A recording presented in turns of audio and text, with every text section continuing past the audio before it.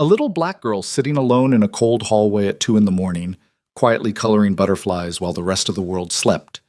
That was the moment Kang Tae-jin realized his empire had a crack in it he could never seal back up.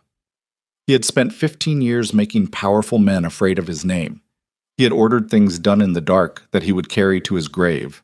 But that child, that small, unbothered child with her box of crayons, broke something open inside him that no amount of money or violence could close again. If this story reaches your city, drop a like and comment below. I want to see how far this whisper travels. Stay until the end. Every part of this matters. Bashise. The security room smelled like stale coffee and cigarette smoke that nobody bothered to air out anymore. 3 monitors cast a blue-gray glow across Kang Tae-jin's face as he sat in the leather chair that had been brought up specifically for him. Nobody else used that chair. Nobody touched it. It was understood. And he reviewed the overnight footage the way he reviewed everything, methodically, without expression, looking for the thing that didn't belong. He did this twice a week, not because his security chief couldn't handle it. Park Joon-ho was competent enough, former military intelligence, the kind of man who noticed details most people walked past without seeing. But Tae-jin had learned early that competence in a subordinate was not the same as loyalty, and loyalty in a subordinate was not the same as judgment, and judgment, real judgment, the kind that kept an organization breathing, that lived only in the man at the top. So he reviewed the footage himself. He looked at the hallways, the stairwells, the parking structures, the server rooms. He looked at the faces of people who thought they were alone. It was 1:47 in the morning on a Thursday in November when he saw her. Camera 12, East Corridor, 4th floor. The conference rooms were dark. The cleaning carts were parked outside the executive suites down the hall.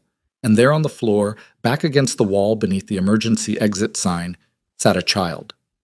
She couldn't have been older than 7, maybe 8. She was wearing a yellow windbreaker that was slightly too big for her, and she had a coloring book open on her knees and a small plastic box of crayons beside her on the floor. And she was coloring with the careful, deliberate attention of someone who took the work seriously. Not fidgeting, not looking around, just working on her page. Tae-jin stared at the screen for a long moment.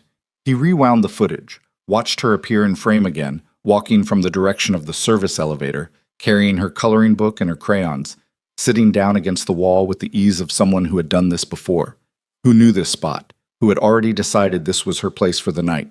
He pulled up the service elevator log, cross-referenced the timing, then he pulled up the cleaning crew roster for that floor. One name, Mensa, A. Contracted through Shinstar Building Services. Floor assignment, 4 through 6, East Wing. Shift, 10 p.m. to 4 a.m. He sat with that for a moment. Then he called Park Joon-ho. Joon-ho answered on the second ring, voice alert despite the hour. That was one of the things Tae-jin had always appreciated about him. The man did not fumble awake. Sir. Camera 12, East Corridor. There's a child sitting in the hallway outside the conference rooms. A pause. Brief, but Tae-jin caught it. I'll send someone to... No. Tae-jin's voice was flat, not angry, just certain. You won't send anyone. I want information. The cleaner assigned to that section tonight, Mensa. Tell me everything on file. Another pause, longer. Sir, it's almost 2 in the morning. I'm aware of the time, Joon-ho. Yes, sir. Give me 15 minutes. 15 pamas, so... Tae-jin hung up and turned back to the monitor.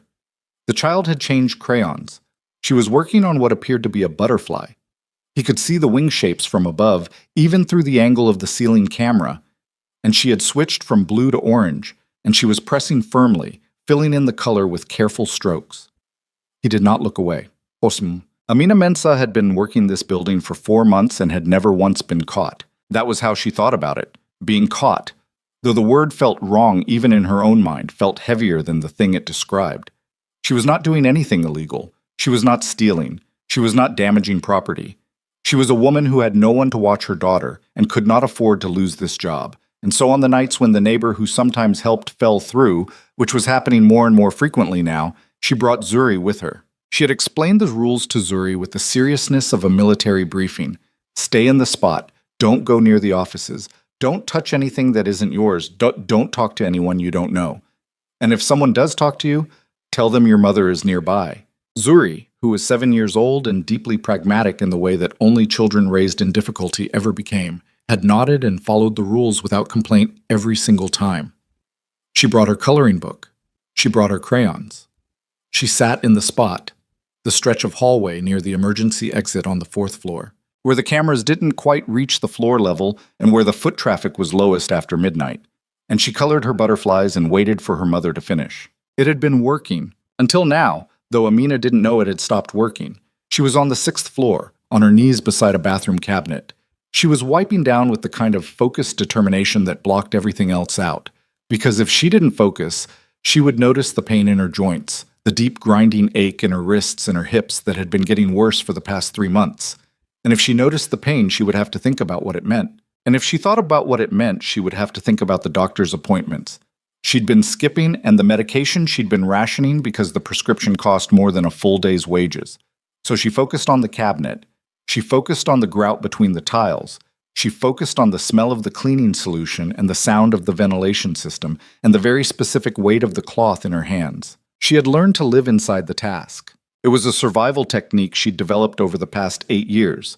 The ability to make any given task the entire world, to shrink her consciousness down to what was directly in front of her until the rest of it became background noise. Grief, uncertainty, the particular exhaustion of being a black woman alone in a country where she did not fully belong, where the systems that were supposed to protect workers like her were instead designed to process them until they wore down. All of it went into the background when she was inside the task. Her husband had called it her superpower once. She'd called it a coping mechanism. He'd said those were the same thing. He'd had a way of doing that, reframing her survival habits as strengths, making her feel capable of more than the evidence sometimes suggested. That had been 8 years ago. 8 years, and she still sometimes heard his voice at odd moments. In the bathroom of a corporate building at 2 in the morning, on her knees beside a cabinet with cleaning fluid on her hands. She pushed the thought away and kept working. Yes, Park Junho delivered what he had within 12 minutes, which Taijin noted without commenting on. Amina Mensah, 34 years old, Ghanaian national. Visa status. Humanitarian long-term residency. Renewed twice. No criminal record anywhere in the system. Employed by Shinstar Building Services for 4 months. Prior to that, 2 different cleaning companies over 3 years. Before Seoul, Junho paused, and Taejin heard papers, which meant it was coming from a physical file, which meant Junho had actually gone somewhere to pull this rather than just reading from a screen. She arrived in Korea 8 years ago. Her entry documents list the purpose of visit as family. Her husband was a journalist. Kwesi Mensah, Ghanaian. He entered the country 6 months before her and, another pause, this one different in quality, he's listed as deceased, died here, 8 years ago. Official cause of death, cardiac arrest, he was 31. Taejin was very still. How did she end up staying? Unclear from what I have. She stayed after he died and eventually shifted her visa to humanitarian status. She's got a daughter, 7 years old, born here. Born here. Taejin repeated it without effect. Yes, sir. The child was born in Seoul. She's on the mother's visa. Taejin thought about the girl with the crayons. Born in this city, growing up between 2 countries and fully claimed by neither. He knew something about that particular kind of displacement, though his had been different in its specifics, different countries, different circumstances. But the shape of it, the way it carved out a space inside a person that nothing quite filled, that he recognized. The building management, he said. Do they know the child is here? No, sir. I checked the contractor oversight records. Shinstar doesn't do spot checks after 11, and the floor manager for Shinstar does his rounds before midnight. So she's been bringing the child here and nobody's caught it. Apparently not. Until tonight. Junho said nothing. Taejin looked at the monitor. The child had put down the orange crayon and was now reaching for a purple one, and her face was bent close to the page, studying whatever she was making with a concentration that seemed almost out of proportion for a 7-year-old. I want a full background on the husband, Taejin said. Kwesi Mensah, journalist, died 8 years ago. Everything, his publications, the circumstances of his death, who handled the case, everything. Another pause. Sir, this is a significant research request for... I'm aware of what it is, Junho. Yes, sir. Junho knew when to stop pushing. It was another thing Taejin appreciated. How soon? By morning. He ended the call. He looked at the screen. He looked at the child. He looked at the butterfly taking shape under her careful hands. He did not sleep that night. Amina finished her floors at 3:40, 20 minutes ahead of schedule, which she allowed herself to feel briefly good about before dismantling it. Ahead of schedule meant she'd worked faster than usual, which meant she'd probably pushed through pain signals her body was sending that she should have been heeding, not overriding. She collected her cart and her supplies, clocked out on the Shinstar tablet at the service station near the freight elevator, and made her way back to the 4th floor. Zuri was asleep. She'd arranged herself in a precise little bundle, knees drawn up, coloring book closed and placed on top of the crayons back against the wall. And she was sleeping with her mouth slightly open and her yellow windbreaker pulled up around her chin like a blanket. The emergency exit sign cast a faint red glow across her face. Amina stood at the end of the hallway for a moment and just looked at her daughter, and the exhaustion and the guilt and the specific tenderness that those two things produced when they combined hit her all at once. She let it. She didn't push it away. She stood with it for exactly as long as she could afford to, which was about 40 seconds. And then she walked to Zuri, crouched beside her. And the pain in her hips flared sharp when she crouched, bad enough that she pressed her lips together and breathed through her nose until it settled, and touched Zuri's shoulder. "Baby, time to go." Zuri woke the way she always did. All at once, clear-eyed. No blinking, no disorientation, just awake. She gathered her coloring book and her crayons without being asked. She stood and straightened her windbreaker. She slipped her hand into Amina's. They rode the freight elevator down together in silence, Zuri leaning against her mother's side, already drifting back towards sleep. It was on the walk to the bus stop that Zuri said, without preamble, "There was a man watching me on the camera." Amina's hand tightened on her daughter's.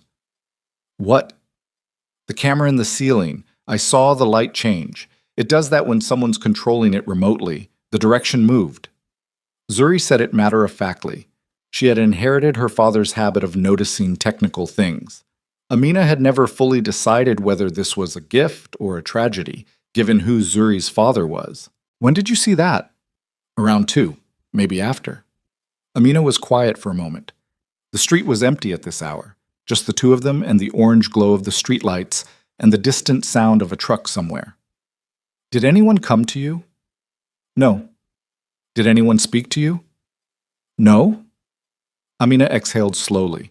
Someone had seen. Someone had watched and chosen not to do anything. Whether that meant safety or the delayed beginning of a problem, she couldn't tell yet. Both felt equally possible. "You should have told me," she said. "You were working," Zuri said simply. Amina had nothing to say to that. The file on Kwesi Mensah that Park Joon-ho delivered at 7:15 the next morning was thinner than it should have been. That was the first thing Tae-jin noticed. Not what was in it, but what wasn't. A journalist who had been working in Seoul, who had died here, whose death had been officially recorded. There should have been more. Medical reports, a coroner's assessment, records from the Korean authorities who would have liaised with the Ghanaian embassy regarding repatriation of the remains. There should have been a paper trail that covered the progression from death to cremation to international return of ashes. Even cases handled quickly and quietly left a certain volume of documentation. This one had almost none. What it had, a death certificate, issued by a private clinic in Mapogu. Cause of death listed as acute myocardial infarction. Age at time of death, 31. The attending physician's name was Dr. Lee Sung-jae, who Tae-jin's preliminary check established was no longer practicing. His license had been surrendered 5 years ago under circumstances the medical board record described only as administrative. There was a cremation authorization form signed by the same clinic citing absence of next of kin, which was categorically false, because Amina's immigration record showed she had already been in Seoul for 6 months by the time her husband died. She was right here. She was a train ride away, and nobody had found that relevant enough to involve her before signing the authorization. There was no record of the ashes being transferred to Amina.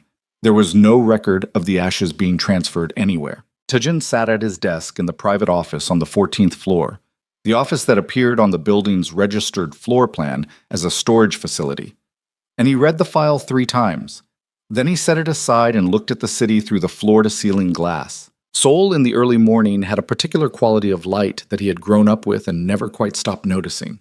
Something in the way the gray sky over the Han River caught the first pale gold of sunrise, and turned it into something more ambiguous, less clean, more honest in its mix of beauty and grime. He thought about a woman spending 8 years in a country that wasn't her own, scrubbing floors on a bad hip in the middle of the night, carrying her daughter through cold hallways. He thought about a death certificate with no follow-through, a cremation with no witness, a husband who had simply ceased to exist in the official record without the standard administrative exhaust that death always produced. He thought about what a journalist investigating corruption would have been doing in Seoul, who he would have spoken to, what he might have found. And he thought about the specific kind of infrastructure required to make a man's death look like natural causes, and then ensure that the paperwork stopped short of leaving any trail that might be followed. That kind of infrastructure cost money. It required coordination. It required people in specific positions, medical, legal, administrative, who could each handle their piece without knowing too much about the others. He had, over the course of his career, built exactly that kind of infrastructure for his own purposes. He knew what it looked like from the inside. He called Junho. "I need to speak with the woman," he said. "Tonight. Arrange it so it doesn't frighten the child." Junho was quiet for a moment. "And if she doesn't want to be arranged?" "She has a sick child sleeping in corporate hallways at 2 in the morning because she has no options," Taejin said. "She'll want to hear what I have to say." Amina received the message through her Shinstar supervisor, a nervous little man named Choi who rarely looked her directly in the eye, that her evening shift had been rescheduled and she was instead requested to meet with a building representative regarding a scheduling matter at 7 p.m. Choi said this with the rehearsed flatness of someone delivering a message he'd been given word for word and told not to embellish. Her first instinct was that she'd been caught, that the camera, the watching, the delayed reaction, all of it was leading to this, a polite termination so they didn't have to have the ugly conversation about what she'd been doing, just a scheduling matter as a euphemism for the end of her income. Her second instinct, slower and colder, was that this had nothing to do with the cleaning contract at all. She had been cautious over the years. She had been careful. But caution and care only went so far when you were asking the kinds of questions she'd been asking, when you were sending the kinds of inquiries to embassies and law offices and journalist organizations that she'd been sending for years, each one small and targeted and phrased as innocuously as she could manage. She had learned to be patient. She had learned that patterns could be traced even when individual actions appeared random, and that the people she was trying to understand had more resources than she did, and more motivation to track her than she had to stay hidden. She arranged for a neighbor's teenage daughter to watch Zuri. She changed into the one decent blouse she owned that didn't have cleaning solution stains on the cuffs. She told Zuri she had a work meeting and would be back by 9, and she kept her voice level when she said it.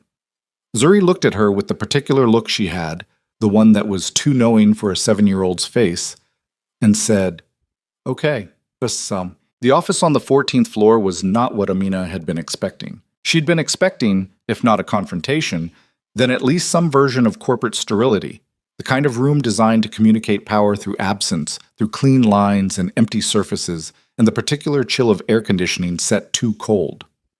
What she found instead was a room that looked like someone actually used it. Stacks of physical documents on a side table, a half-finished cup of coffee, bookshelves that were genuinely full rather than decoratively arranged. The man standing at the window had his back to her when she came in, and for a moment he stayed that way, looking at the city. And she had the strange sensation that she'd walked into the middle of something he'd been doing long before she arrived. Then he turned, and she recognized him. Not personally.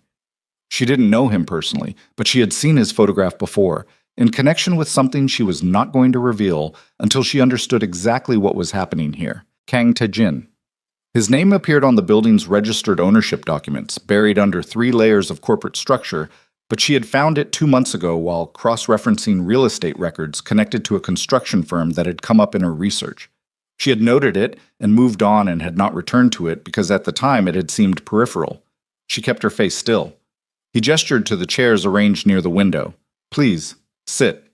His Korean was standard Seoul dialect, no regional markers, and his voice had the particular quality of someone who chose his words the way a watchmaker chose his instruments. She sat. She crossed her hands on her lap. She waited. He sat across from her. He looked at her directly. He said, "I want to talk to you about your husband." The room was very quiet. I don't know what you're referring to, she said. Yes, you do. He said it without cruelty, without triumph, just a statement about the shape of reality. I reviewed your background. I know why you're in Seoul. I know it's not for cleaning contracts. He picked up a folder from the table beside him. She recognized the format, institutional, like a background check, and set it back down without opening it. I'm not a threat to you. I want to understand what you know. Amina studied his face. She had spent 8 years reading the faces of people who were either going to help her, or use her, or ignore her, and she had developed a rough but functional taxonomy of tells. The people who were going to use her usually led with reassurance more quickly than was natural. The people who were going to ignore her showed the slightly glazed look of someone who'd already mentally moved on before the conversation was finished. The people who were actually paying attention, the rare ones, had a quality of stillness that came from genuine engagement rather than performance. He was very still. My husband was a journalist, she said finally. He died here 8 years ago. Officially. She put a small and deliberate emphasis on the word. I believe the official account is incomplete. I believe that too, Tae-jin said. The words landed with a weight she hadn't been braced for. She had said variations of what she'd just said to embassy officials, to lawyers, to a Korean Journalists Association representative who had listened politely and promised follow-up that never came. She had never, in 8 years, had someone respond to her with anything other than skepticism or bureaucratic deflection. This man said it the way you'd confirm the temperature outside. Flat, certain. What do you know? She asked. His death certificate was issued by a private clinic that subsequently closed. The attending physician surrendered his license 4 years later without explanation. There is no cremation record consistent with a standard process, and no record exists of ashes being transferred to you or returned to Gahana. He paused. I found all of that in a file that was assembled overnight. The gaps in that file concern me. They should, Amina said. He leaned forward, elbows on his knees. He was watching her with that stillness again. What was he investigating when he died? She had not planned to answer that question tonight. She had not planned to answer it to this man at all. But the information in the file he'd just described, information she had spent months assembling through painstaking effort, had come together for him overnight, and that either meant he had access to resources she couldn't match, or it meant he'd had this information already and was testing her version against his own. Either way, the calculation was shifting. Construction, she said.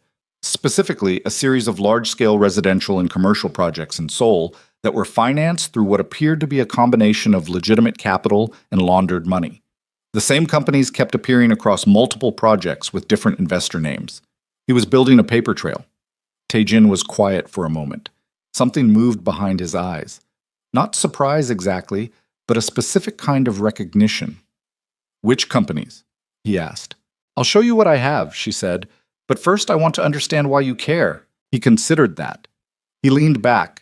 He said, I run the kind of organization that intersects with the things your husband was investigating. I didn't know your husband. I didn't know about his investigation until last night. But I know what the gaps in a file like that one mean, and I know who has the means to create those gaps. He met her eyes. And I have reason to believe that some of what I'm looking at connects to operations I've been associated with historically, which means I have liability as well as interest. It was not the answer she'd expected. It was, she thought, probably more honest than most of the answers she'd received in 8 years. You're telling me you might be part of what I've been investigating, she said. Adjacent to it, he said. Possibly. That's what I need to understand. The city glittered below the window. Somewhere out there, Zuri was sitting in the neighbor's apartment watching something on a tablet, eating whatever the neighbor had offered her, waiting for her mother to come back. Amina thought about the years, the embassy doors, the lawyers who took her money and delivered nothing, the Journalists Association that had offered sympathy and a form letter, the months she had spent learning to read Korean corporate filings because she couldn't afford a translator for every document. She thought about the look of the file he'd assembled overnight. She thought about what she could do alone versus what she might be able to do with someone who had the resources to find in 12 hours what had taken her 3 years. My husband believed he had identified the core network, she said slowly. He described it to me in an email 3 days before he stopped responding. He said there was a financial structure connecting 6 development projects, and that the money traced back to 3 specific family names. He didn't send me the names.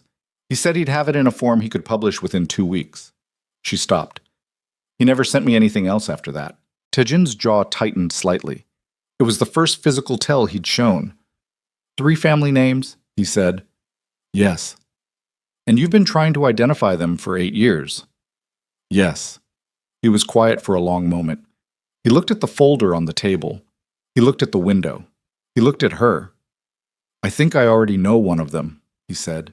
The silence after that stretched between them like a wire pulled taut, vibrating with the particular tension of something that had been hidden for a very long time, becoming suddenly less hidden. And then his phone rang. He glanced at it. His expression changed in a way that was almost imperceptible. A small tightening around the eyes, a barely visible shift in how he held his shoulders. He stood. Someone knows you're here, he said. Amina was on her feet before he finished the sentence. What? My perimeter team just flagged a vehicle outside. It's been there since before you arrived. He was already moving toward the door on the far side of the room. It's following your pattern, not mine. Which means whoever it is, they were following you. Amina thought about Zuri, about the neighbor's apartment, about how easy it would be for someone to find an address from a cleaning contract record. My daughter, she said. He was already on the phone. He gave an address, the neighbor's street, quietly, to whoever answered. He said 4 words in a tone that made clear they were not suggestions. He looked at Amina. She'll be moved somewhere safe in the next 8 minutes. How do you, Let me worry about the how, he said. Right now I need you to stay calm and stay close, because whoever is outside that building just showed me that this conversation is exactly as dangerous as I suspected. He opened the far door.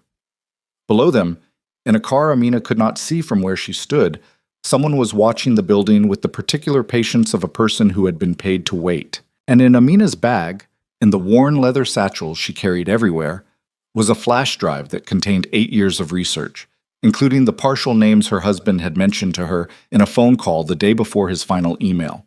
Names she had spent years trying to verify. Names that she was now, for the first time since Kwesi died, beginning to believe someone with real power might finally be able to do something with. She followed Kang Tae-jin through the door. Neither of them noticed the second car that had pulled into the alley alongside the building 3 minutes earlier. Neither of them knew that the man sitting in the driver's seat had already made 2 phone calls. One to report that contact had been established between the target and the building's registered owner, and one to request authorization for escalated action. Authorization, on the other end of that call, was granted. The car was still there when Tae-jin checked the feed from his phone. A black Hyundai Sonata, plates registered to a shell leasing company that Junho had already run twice and come back empty on both times, which meant it was good paper, professional paper, the kind of registration that took either serious money or serious connections to arrange. It had been parked on the north side of the building for 41 minutes, long enough to confirm arrival. Short enough to still have an exit route if things moved fast. Tae-jin knew how surveillance worked. He'd run enough of it. He moved Amina through the service corridor on the 14th floor, the one that connected to the freight shaft on the building's east side, away from the street-facing cameras, away from the lobby where whoever was in that car might have a second set of eyes waiting. She moved quickly. He noticed that.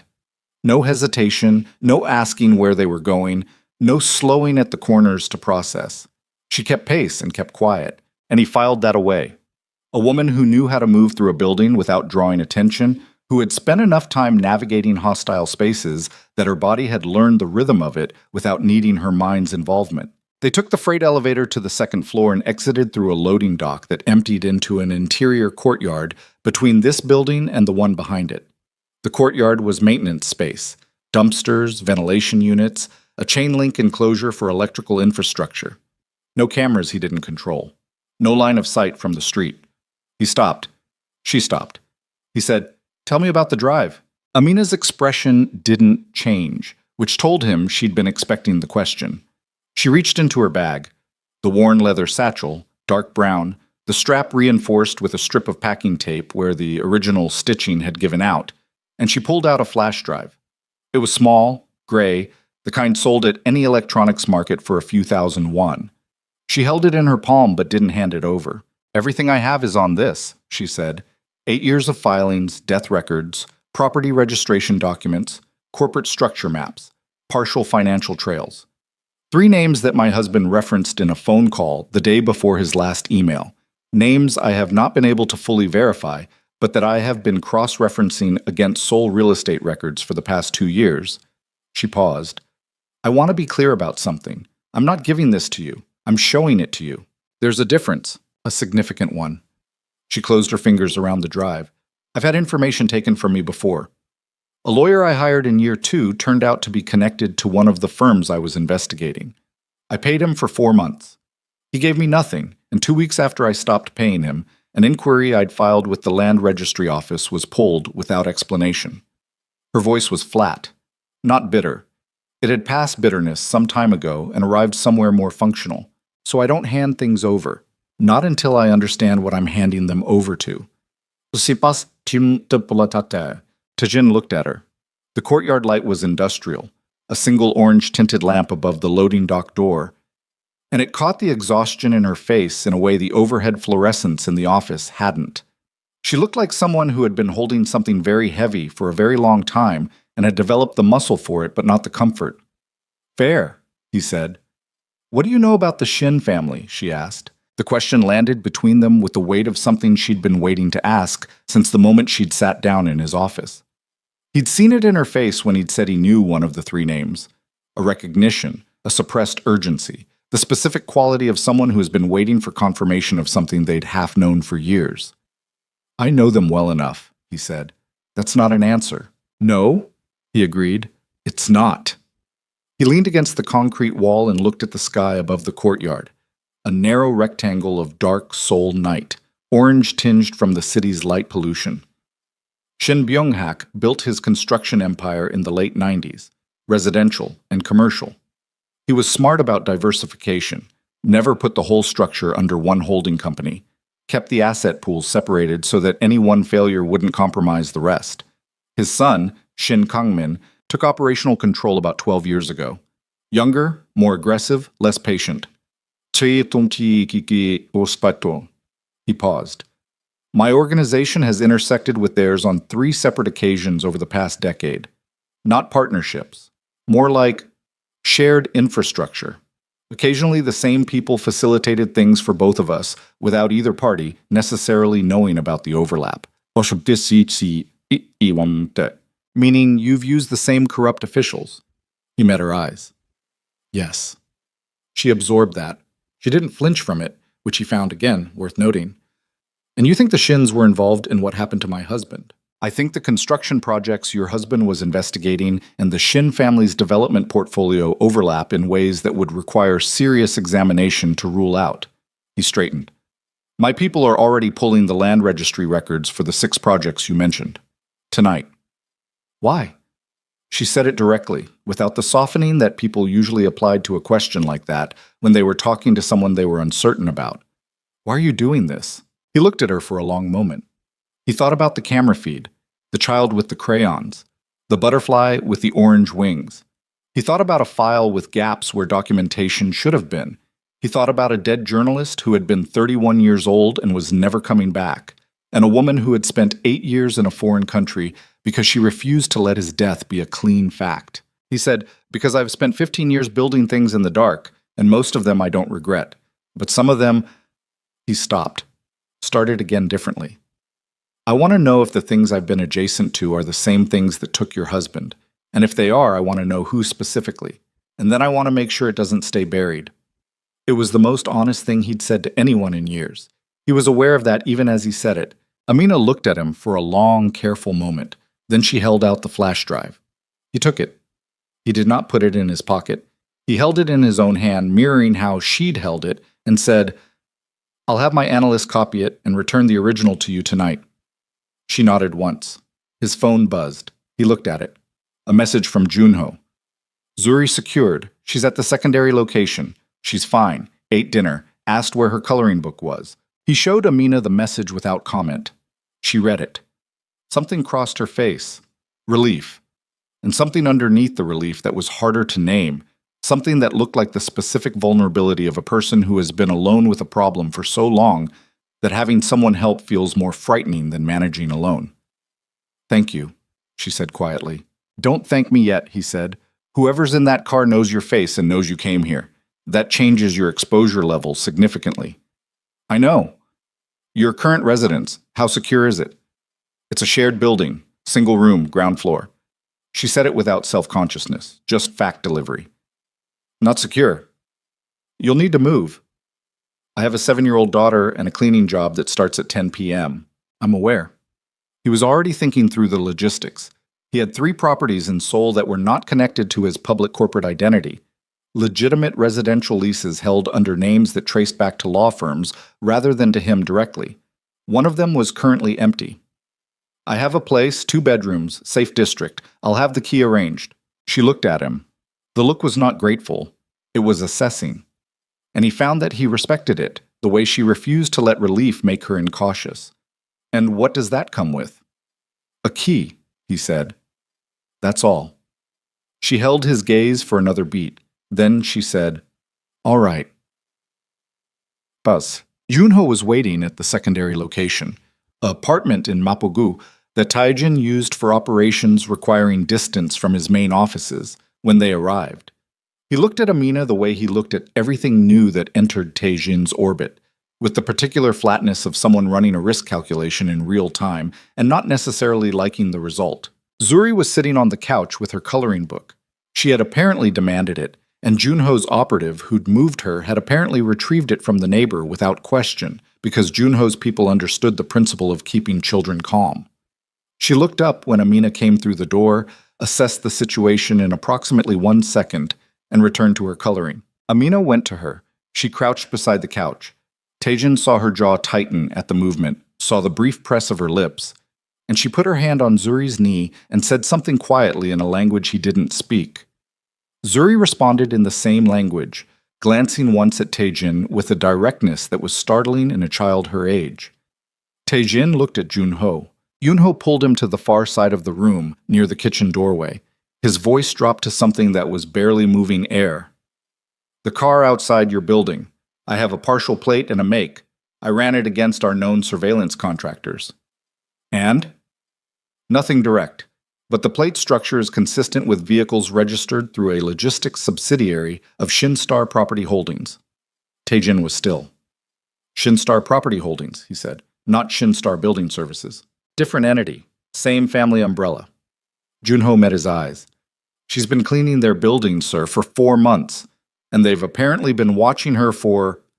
He glanced at his phone, at least the last 3 weeks, based on the timestamp pattern I can pull from our external camera archives. Taejin turned that over. The Shins had known who Amina was, had known she was in the building, had let her work there, had perhaps even arranged for her to be hired there, and had been watching her, waiting for something, waiting to see who she contacted, or what she found, or where she went. He thought about the lawyer she'd mentioned, the one who'd turned out to be connected to the firm she was investigating. He thought about the 4 months she'd been mopping floors in a building owned by the people who were most likely responsible for her husband's death. They put her there, he said. Junho said nothing, which was confirmation. They used the cleaning contract to keep her contained and monitored. He said it slowly, working through it. And when she came to this building tonight, when she was seen with me, they escalated, Junho said. Yes. Taejin looked across the room. Amina had straightened from beside Zuri and was watching him with the same careful attention she'd had since he first told her someone was watching the building. She couldn't hear the conversation, but she was reading his body language, and she was good at it because he could see from the set of her shoulders that she already understood something had shifted. He crossed the room. He didn't soften it. The cleaning company that hired you, he said. Shinstar Building Services. She didn't move. Yes. It's a subsidiary of the Shin family's property holding company.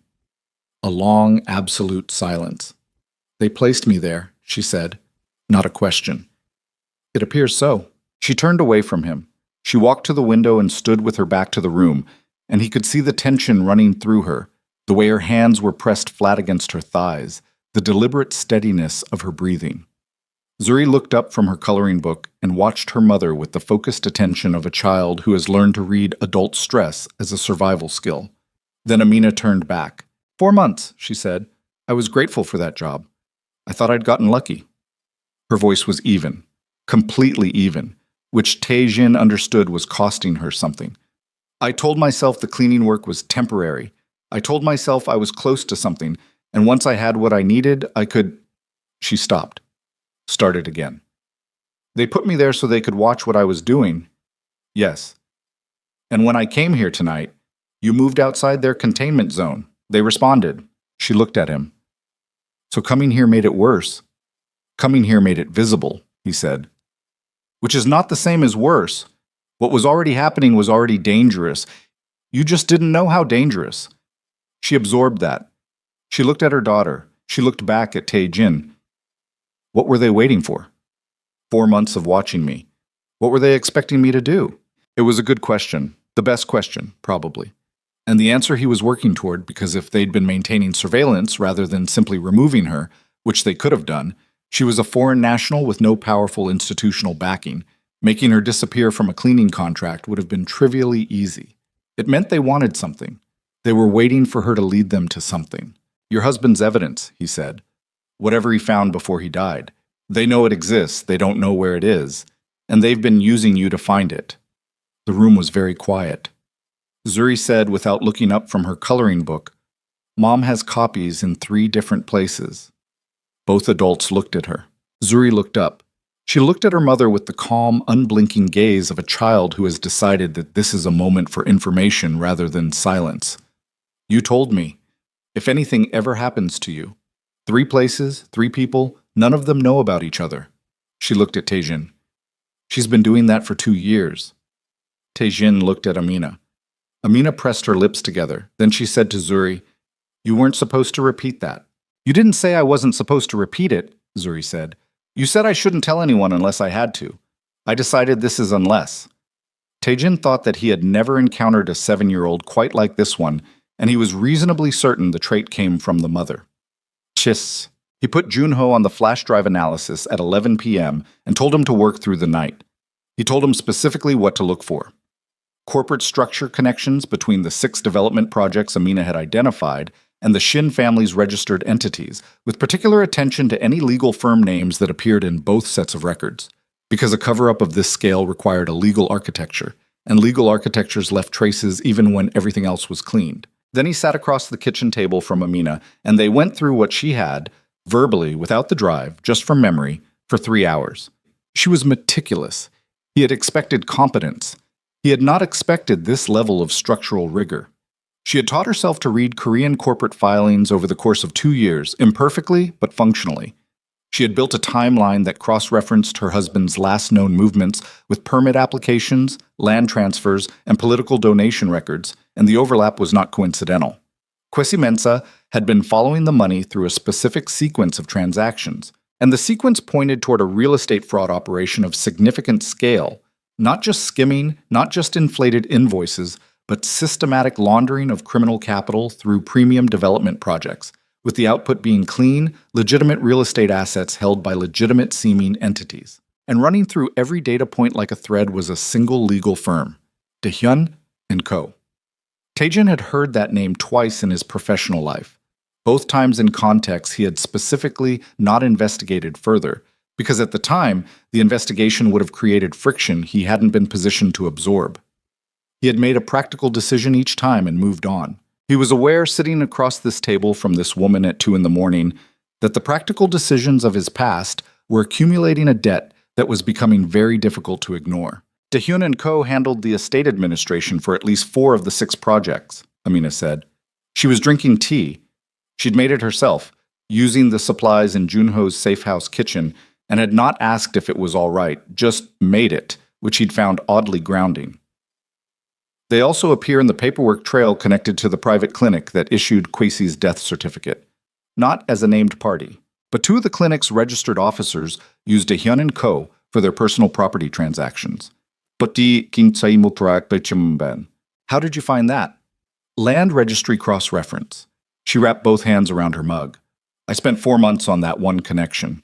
He thought about the resources he had, the people he could put on this, the hours of work she'd described, months, years, collapsing into days if he could throw the right infrastructure at it. He thought about Shin Kang-min, the son, the aggressive one, the one who'd taken operational control 12 years ago, which put him at the helm exactly during the period when Kwesi Mensah had been investigating and had died. "I need to ask you something," he said. She looked at him. "When you found out about Shinstar, that they own this building, that the cleaning contract was probably arranged, what's your first instinct?" She was quiet for a moment, then, "That I've been wasting time, that every lead I thought I was developing independently has been contaminated." She set the mug down. "And that if they've been watching me, they have a record of everything I've done for 4 months, every building I've visited, every inquiry I've submitted, everyone I've contacted." "Everyone you've contacted," he said. "That includes the people holding your copies." She had already thought of it. He could see that. She had already moved to that conclusion before he'd finished the sentence, and it had cost her something. There was a tightness around her eyes that hadn't been there 2 minutes ago. "I need to reach them," she said. "Not from your phone. I know that. And not tonight. Not until I know more about the scope of the surveillance. If they've been running a serious operation, your contacts may already be identified. Moving tonight tips them that you know." She looked at him. "And if I wait and something happens to one of them?" He had no clean answer for that. He said, "It's a risk calculation, moving fast and alerting them that their cover is blown versus moving carefully and risking exposure for your contacts. I lean toward careful, but I'm not the one who knows these people." She sat with that. The kitchen was quiet except for the ventilation hum and the distant sound of the city outside. From the other room came the faint sound of Zuri's breathing. She had fallen asleep on the couch, coloring book still open on her chest. "Kwesi would have moved fast," Amina said, almost to herself. Then she looked up. "He always moved too fast. He thought speed was the same as momentum." She picked up the mug again. "He was wrong about that, usually." She said the last word with a quality that was not quite a smile but occupied the same territory. Taejin looked at her, and he thought about a journalist who had been 31 years old and too fast and too brave and had paid for it with everything he had. "I'll move carefully," she said finally. "But I need your people working tonight, full speed, because I've been patient for 8 years and I think I'm close to something that can't wait much longer." "They're already working," he said. His phone rang at 2:47 a.m. It was Junho. His voice had the specific flatness of someone delivering information that is worse than anticipated. "I've got the structure map for the 6 projects. You need to see this." "How bad?" "Bad enough that I checked it 3 times before calling you." A pause. "Dahyun & Co. is the thread, like she said, but the endpoint isn't where she thought it was." Another pause, shorter, with a different quality. "Sir, the money trail ends at Eclipse Group Holdings, the development subsidiary that built Eclipse Tower." Taejin was very still. Eclipse Tower. 42 floors of premium commercial and residential space in the Yeongdeungpo Financial District. Completed 9 years ago. One of the most high-profile construction projects in Seoul's recent history, with significant political backing during its development approval process, with a ribbon-cutting ceremony attended by 3 sitting members of the city council and covered in 4 national newspapers. He had attended the opening party. He had shaken Shin Byung-hak's hand at that opening party. "Pull everything on the construction timeline," he said, "specifically the foundation excavation records. Permits, contractor logs, inspection sign-offs." Junho was silent for exactly 2 seconds. "Why the foundation specifically?" "Because I need to know what's in it." Another silence. Then, "Sir?" "Tonight, Junho." He ended the call. He looked at Amina across the kitchen table. She was watching him with the same careful, reading attention she'd had all evening. She had heard his half of the conversation. She had heard what's in it. "Eclipse Tower," she said. It wasn't a question.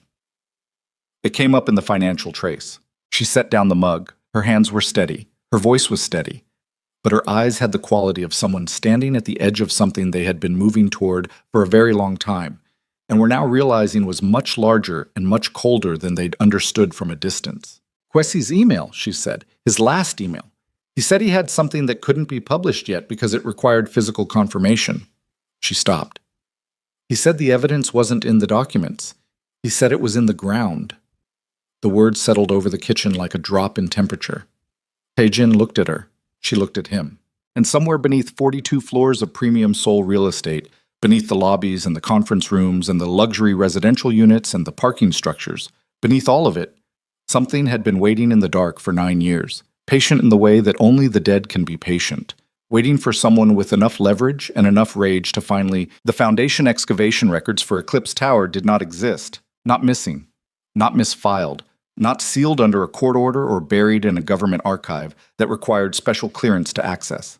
Simply, not there. Junho spent 4 hours running the search through every public registry, every contractor licensing database, every municipal permit archive that Seoul's construction oversight system maintained, and what he found was the shape of an absence. Applications that referenced inspections, that referenced sign-offs, that referenced permits, each document pointing to the next in a chain that should have terminated in physical excavation logs, soil displacement records, foundation pour authorizations, and instead terminated in nothing. The chain just stopped. The last document in every sequence was a sign-off form, and the sign-off form referenced a supervising inspector named Woo Chang-sik, and Woo Chang-sik's licensing record showed he had retired from the Municipal Inspection Office 8 years ago, the same year Eclipse Tower was completed, and his forwarding address on file was a postal box in Busan that had been closed 6 years ago. Yunho delivered this at 5:15 in the morning, sitting at the kitchen table in the Mapogu apartment with his laptop open and the particular gray look of a man who had been awake all night doing work that had led him somewhere he hadn't wanted to go. Taejin sat across from him. Amina sat at the end of the table. Zuri was asleep in the other room, and the three of them sat with the information laid out between them and said nothing for a moment. Then Amina said, "He buried it." Yunho looked at her. "The inspector. He signed off on a foundation he either never saw or was paid not to see, and then he retired and disappeared." She said it without any upward inflection. "Someone cleaned up after themselves very carefully." "Carefully," Taejin said, "but not completely, because the chain of documents still exists. Someone preserved the trail up to the sign-off point and then cut it, which means either they were interrupted before they could finish, or..." He looked at Junho. They didn't think anyone would ever have a reason to follow it this far. Yunho closed his laptop. He looked at Taejin with the expression he used when he had something to say that he expected to produce a difficult reaction. "There's something else." "Say it." Daehyun and Co., the legal firm. He put his hands flat on the table. "I found a connection I wasn't looking for. A personnel record. One of their senior partners, a man named Ro Jung-sik, who handled the Eclipse Group account from the planning phase through completion. He retired from the firm 3 years ago." He paused. "He is currently employed as a legal advisor to the Seoul Metropolitan Development Authority." Taejin was quiet. "He's inside the regulatory body," Amina said. "Senior advisory level," Junho said, "which means he has access to permit archives, historical records. He would know exactly what's in those databases and what condition it's in." He met Taejin's eyes. He would know if someone was searching. The weight of that settled over the table. Taejin thought about the car outside his building the night before. He thought about how quickly they'd mobilized, 41 minutes from when Amina had arrived to when the Sonata had appeared. He thought about a surveillance network that had placed Amina inside a Shinstar building for 4 months, that had been patient enough to watch and wait, that had resources inside the regulatory infrastructure of the city government itself. He thought about how fast they'd moved once the pattern changed. "They already know I've been searching the records," Junho said, reading his face. "If Ro Jung-sik has monitoring access to the databases, our search last night would have flagged." "How long ago?" Junho looked at the time on his phone. "The searches started around midnight. If there's an automated alert system," he stopped, "within hours." Taejin stood up. He walked to the window. The sky outside was the color of old concrete, pre-dawn Seoul, and the street below was empty except for a delivery truck making its first run of the day. He stood with his back to the room for a long moment. Then he turned and said, "I need to speak with Ro Jung-sik directly." It took 6 hours to locate him. Not his office address, that was in the public directory. But Junho had flagged that approaching Ro Jung-sik at his official workplace was the equivalent of walking into the center of the network they were trying to understand, and Taejin agreed. What they needed was somewhere private.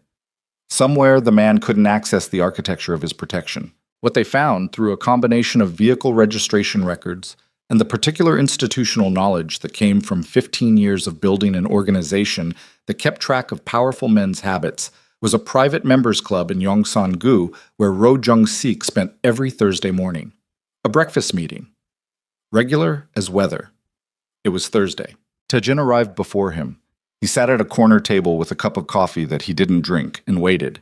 And when Ro Jung-sik came through the door at 8:40, a man in his early 60s, compact, white-haired, wearing the specific kind of suit that communicated careful maintenance of status without overt display, Tae-jin watched him cross the dining room with the unhurried ease of someone who had come here every week for years and expected the room to receive him accordingly. Ro Jung-sik saw Tae-jin approximately 2 seconds before he reached his usual table.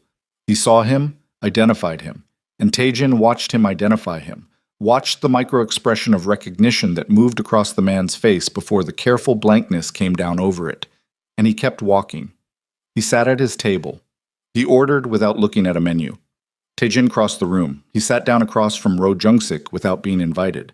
Ro Jung-sik looked at him with the flat, managed expression of a man who had spent a career controlling difficult conversations. "I don't believe we have an appointment." "We don't," Tae-jin said. "This won't take long." A waiter approached. Ro Jung-sik waved him off with a small gesture. He looked at Tae-jin and waited. "Eclipse Tower," Tae-jin said. "Foundation excavation records. Walk me through what happened." Nothing moved in Ro Jung-sik's face.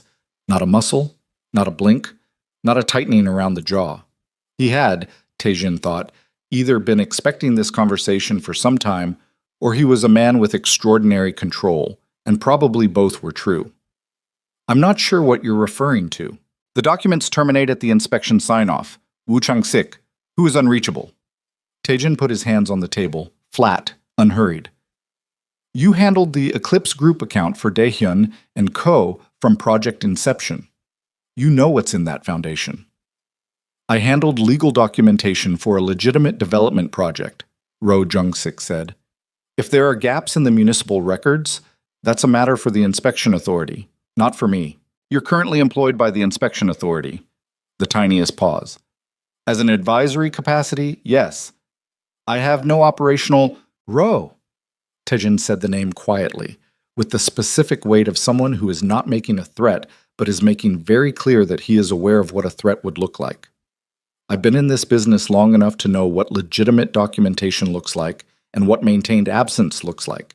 You built a maintained absence. Someone paid you to maintain it. I want to know who, and I want to know what's in the foundation of that building." Ro Jung-sik looked at him. Something shifted in the managed blankness of his face. Not fear exactly, but its close neighbor. The expression of a man recalculating the landscape of his exposure. He picked up his water glass. He set it back down without drinking. He said, "You're asking about something that is significantly larger than your organization, Mr. Kang. Tell me what I'm asking about." "If I tell you—" Ro Jung-sik stopped himself. He looked at the table. He breathed through his nose once, slowly. "This is not a matter where information flows in one direction and then stops. If I tell you anything, the people I'm telling you about will know within hours that I told you." "Then we should make those hours count," Tae-jin said. Ro Jung-sik looked at him for a long time. He had the eyes, Tae-jin thought, of a man who had told himself a story about what he was doing for long enough that he'd stopped questioning the story, and now someone had pulled the story out from under him, and he was standing in open air without it. "The foundation," Ro Jung-sik said finally. His voice had dropped to just above the ambient noise of the dining room. "The construction timeline ran into a problem during the excavation phase. The subcontractor found something during the dig. Something that would have halted the project, triggered an investigation, exposed the financial structure behind the development." He stopped. "What did they find?" Ro Jung-sik set both hands flat on the table, mirroring Tae-jin's posture from earlier, and Tae-jin understood that it was an unconscious gesture of surrender, the body admitting something before the mouth caught up with it. "Remains," he said. 4 sets, wrapped in industrial sheeting. They'd been there for years, just placed during a prior construction project on the same site." He did not look away from the table. "The subcontractor reported it to the site foreman. The site foreman reported it to Shin Kang-min, and Shin Kang-min made a decision." The room was very loud around them. Silverware, conversation, the sound of the city coming through the windows, and underneath all of it was a silence between the 2 men at the corner table that was absolute. "He poured the foundation over them," Tae-jin said. Ro Jung-sik said nothing, which was yes. And you handled the legal structure that made sure the inspection records disappeared. Still nothing. 4 sets of remains, Taejin said. He felt something cold and specific moving through him. Not quite rage, not yet, but its preliminary form, the sensation of something irreversible beginning. Do you know who they were? Ro Jung-sik looked up, and in his face, for the first time, was something that might have been the remnant of a conscience, not functioning, not actionable, but present as a kind of residue, the way a stain remains in fabric that's been washed too many times to be visible in ordinary light, but shows up clearly when you hold it at the right angle. Foreign nationals, he said. That's all I was told. Workers. People who had been asking questions or carrying information that was inconvenient. I was told they were... He stopped. Liabilities that had been resolved. Taejin sat very still. I was told they were already dead, Ro Jung-sik said, and Taejin heard the specific quality of a justification that had been repeated internally so many times it had worn grooves into the person saying it. My role was the documentation. I was told the decision had already been made, and my function was to ensure the legal architecture held. I told myself... He stopped again. You told yourself you didn't make the decision, Taejin said. You just cleaned it up. Ro Jung-sik did not respond. One of those remains, Taejin said, is a Ghanaian journalist named Kwesi Mensah, who died 9 years ago at 31 years old. His wife has been in Seoul for 8 years looking for what happened to him. His daughter was born in this city and has never known her father. He paused. She was sitting in your building's hallway at 2 a.m, coloring butterflies because her mother couldn't afford childcare. Something moved through Ro Jung-sik's face. Not guilt. Guilt had a different shape, more internal, more private. This was exposure. The specific, devastating experience of having the abstract suddenly become particular, of a decision that had been archived as liabilities resolved becoming a woman and a child in a hallway. He looked like a man who had been standing in a house of cards. He'd forgotten was a house of cards and was watching it fall. I need everything you have, Taejin said. Documents, communications, anything that establishes the chain of decision-making. Who gave the order? Who executed it? Who built the legal architecture around it? I need it in a form that can be used. If I give you that, I know what happens to you if you give me that. Taejin met his eyes. I also know what happens to you if you don't. And I've been doing this long enough to make that second option significantly less comfortable than you would prefer. Ro Jung-sik looked at him for a long moment. His water glass was sweating in the warm air of the dining room. His breakfast had never arrived. Outside, Seoul was doing what Seoul did in the morning, traffic building, the city assembling itself for another day of commerce and bureaucracy, and the particular organized fiction of normalcy. And here in this corner of a members-only dining room, a man who had spent 30 years building careful walls around his worst decisions was watching them dissolve. I have documents, Ro Jung-sik said. Preserved. Off-site. I kept them. He exhaled. As insurance. I knew one day. He didn't finish the sentence because finishing it would have required him to admit that he had known all along that this day was possible and had prepared for it while simultaneously choosing not to prevent it. Where? Taejin said. He was back in the Mapogu apartment by noon. Amina looked at his face when he came through the door and stood up from the kitchen table. And he could see that she was reading him the way she read everything, carefully, without jumping to the conclusion she wanted, making herself wait for the data before she responded to it. Zuri was at the table with her coloring book, and she looked up and then went back to her page without comment. I found someone who was involved, Taejin said. He's prepared to provide documentation.